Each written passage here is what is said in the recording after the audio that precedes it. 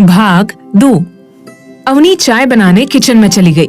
चाय तो बना रही थी, लेकिन उसका सारा ध्यान अभी थोड़ी देर पहले हुए अपने पति की उस लड़की कामिनी के साथ हरकत को याद करके उसका दिल जल रहा था।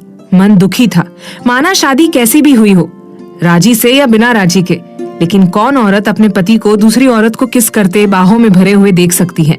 हर लड़की की तरह अवनी ने भी शादी के सपने सजाए थे, एक सच्चे जीवन साथी की दुआ की थी, अपने मन मंदिर में शिव जैसे प्यार का इंतजार करना चाहा, श्री कृष्ण जैसा नटखट अपनी रूठी राधिका को मनाने वाला, और श्री राम जैसा मर्यादा पुरुषोत्तम जो अपनी पत्नी को इज्जत दे, अपनी पत्नी को दिल में बसा के रखे। लेकिन कहते हैं सपने किसके पूरे होते हैं। उसका सपना टूटकर बिखर गया था। दिल अभिनाश की नफरत से एक ही झटके में पूरी तरीके से छलनी हो गया था। चाय बनाते हुए अवनी की आंखों से आंसू बह रहे थे। तभी विवेक ने आवाज लगाई, भाभी चाय बन गई क्या? इतने में अभिनाश गुस्से में चिल्लाते हुए वहां आया। उसके चिल्लाने से अवनी ऊपर से लेकर नीचे तक हिल गई। हाथ अभिनाश के दबाने से पेन कर रहा था। उसी हाथ में चाय का बर्तन पकड़ रखा था। वो डर के मारे छूट गया।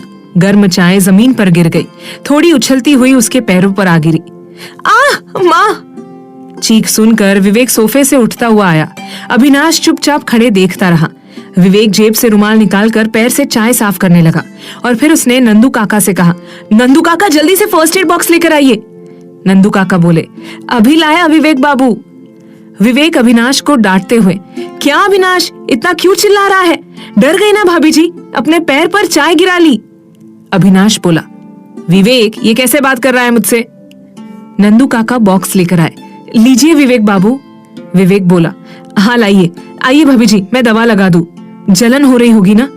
अब जब अपना पति ही केयर नहीं कर रहा तो दूसरे से क्या मरहम लगवाती। यही सोचते हुए अवनी ने विवेक के हाथ से फर्स्ट एड बॉक्स ले लिया। अवनी बोली, विवेक भैया रहने दीजिए, मैं खुद ही लगा लूंगी। अवनी बॉक्स लेकर कमरे में चली गई। विवेक बोला, अभिनाश तुम रेडी नहीं हुए? जल्दी रेडी हो जाओ, मैं कार में वेट कर रहा हूँ। अभिनाश गुस्से में बोला, तू मुझे ऑर्डर दे रहा है? विवेक बोला, अबे यार शनिवार हो या रविवार, हमेशा तेरे सर पर शनि विराजमान क्यों रहते हैं? अभिनाश मैं ऑर्डर नहीं दे रहा, हम ऑलरेडी ऑफिस के लिए लेट हो रहे हैं। अभिनाश बोला, हाँ तो कौन सा पहाड़ टूट गया? माय ऑफिस माय बिजनेस, मैं जब मन करूँ जाऊं, जब मन करे आऊं। चल बाहर वेट कर, मैं आ रहा हूँ। विवेक, ओके। विवेक बाहर चला गया। अभिनाश अपने कमरे में चला गया। अवनी रोती हुई बेड पर बैठकर अपने पैर पर दवा लगा रही थी। अभिनाश पैर की ओर कुछ देर देखकर गुस्से में बोला, ओह तुम्हारा हो गया तो एक काम करो, ये शर्ट प्रेस करो और सबसे पहले तो मेरे बेड से उतरो, बिस्तर खराब हो जाएगा। अवनी चुपचाप बेड से उठ गई। फर्स्ट एड बॉक्स कबर्ट में रखकर शर्ट प्रेस करने लगी। अभिनाश ने बाथरूम जाने से पहले नंदू काका को आवाज लगाई, नंदू नंदू। नंदू कमरे में आते हुए बोला, जी मालिक। अभिनाश बोला, मैं नहाने जा रहा हूँ, मेरे नहाने से पहले मेरा नाश्ता यहाँ होना चाहिए, अब जाओ। नंदू हामी में बोला, जी मालिक।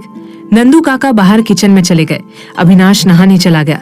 जब बाहर आया तो नाश्ता रूम में नंदू काका रखकर चले गए थे। अभिनाश टॉवेल बांधे प्रेस किए हुए कपड़े पहनकर कुर्सी पर बैठता हुआ जूस पीने लगा। अवनी कुछ और कपड़े अभी भी प्रेस कर रही थी। अभिनाश उसे देखते हुए एक सैंडविच खाकर उठ गया और ऑफिस चला गया। उसके जाने के बाद नंदू काका वापस आए प्लेट लेने। नंदू बोला, अरे ये क्या, मालिक ने नाश्ता खत्म नहीं किया? कहते हुए उन्होंने प्लेट और गिलास उठाया, दरवाजे की ओर बढ़ गए, फिर रुक गए। अवनी से पूछा, बहू रानी आपके लिए नाश्ते में क्या बना दूं?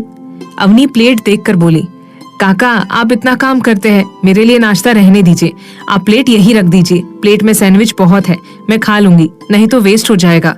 आप जाइए पौधे में पानी डाल दीजिए, मैं खाकर आती हूँ आपके साथ काम में हाथ बटाने। नंदू बोला, नहीं बहू रानी, आपका पैर जल गया है, आराम कीजिए, घर में इतने नौकर है, मालविका है, जग्या है, मैं हूँ, अब परेशान मत होइए। अवनी बोली, काका आप लोगों के साथ काम में बिजी रहती हूँ, टाइम निकल जाता है, अब जाइए। अवनी ने प्लेट ली, सोफे पर बैठकर बचे हुए सैंडविच खाने लगी। खाना खाते खाते फिर उसका ध्यान अभिनाश की उसी हरकत पर चला गया। वो खुद से ही बोलने लगी, ये कामिनी बहुत बेशर्म लड़की है। अभिनाश की शादी हो गई है पता है, फिर भी अभिनाश की बाहों में बेशर्मों की तरह चिपकी हुई थी। खैर उस लड़की के बारे में सोचना ही बेकार है जब अपना ही सिक्का खोटा है। मैं एक बार माँ को फोन लगाकर पापा के हाल के बारे में जान लेती हूँ। क्या पता अब उनका गुस्सा शांत हो गया हो। अवनी ने अपना फोन उठाकर घर पर अपनी माँ को फोन लगाया। उसे लगा उसकी माँ अपनी बेटी का फोन नंबर देखकर खुशी से बात करेगी, उसकी हाल खबर लेगी। लेकिन उसकी माँ फोन उठते ही भड़क कर बोली, अवनी, तूने यहाँ फोन क्यों किया? हमारा तुझसे अब कोई रिश्ता नहीं है और ना अब कभी रखेंगे, समझी? अब दोबारा फोन मत करना। मेरे पति आ रहे हैं, उन्हें तुझसे बात करते देख लिया तो मुझे घर से बाहर निकाल देंगे। चल फोन रख। ये सुनकर अवनी का गला भर आया, आंखों से आंसू बहने लगे। अपने आंसू को रोकते हुए बोली, माँ प्लीज मुझसे इतनी नफरत मत करो। आप मुझे डांट लो, गुस्सा हो लो, लेकिन मुझसे नफरत मत करो। मुझे खुद से अलग मत करो। माँ मुझसे बात करो। अवनी की माँ ने एक नहीं सुनी और फोन कट कर दिया। उनके फोन काटने के बाद अवनी सोफे पर बैठी हुई फूट फूट कर रोने लगी। उसके रोने की आवाज सुनकर घर के सारे नौकर कमरे के बाहर इकट्ठा होकर देखने लगे। सारे नौकरों को अवनी पर तरस आ रहा था। आखिर ऐसा क्या किया है अवनी ने जो उसका पति अभिनाश उससे नफरत करता था, साथ ही में उसके परिवार वाले भी उससे नफरत करते हैं।